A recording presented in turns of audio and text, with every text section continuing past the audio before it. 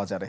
কমেছে বেশিরভাগ সবজির দাম, যোগানও রয়েছে স্বাভাবিক, তবে এখনও অস্বস্তি রয়ে গেছে আলু ও পেঁয়াজে। ফ্যালকন অ্যালুমিনিয়াম, মরিচা পড়ে না ও স্ক্র্যাচ প্রুফ।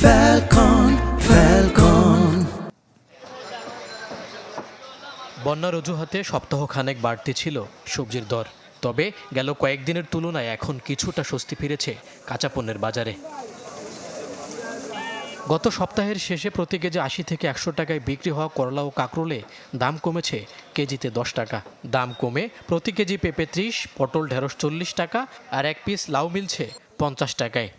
৮০ টাকার বেগুন যদি ৫০ টাকা হতো তো সেটাই ভালো হতো। ৮৮ সনে যে বাংলাদেশে বন্যা হয়েছে, এর থেকে বেশি বন্যা হয়েছে, কোনো জিনিসের দাম বাড়ে নেই। এগুলি সব অজুহাত। মোটামুটি সবজি যা কিনলাম একটু কমই আছে। সেই তুলনায় কমেনি বেগুন কিংবা কাঁচামরিচের দর। কাঁচামরিচ ১৫০ থেকে ২০০ আর বেগুন বিক্রি হচ্ছে ১০০ টাকা পর্যন্ত।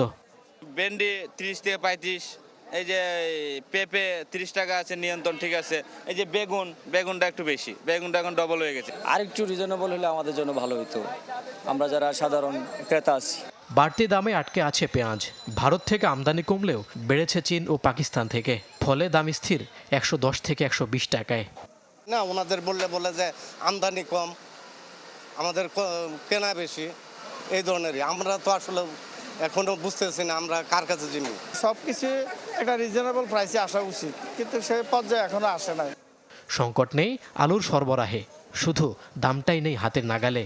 প্রতি কেজি বিক্রি হচ্ছে ৬০ টাকা পর্যন্ত, সাথে আগের বাড়তি দরে বিক্রি হচ্ছে চাল ডাল সহ অধিকাংশ নিত্যপণ্য।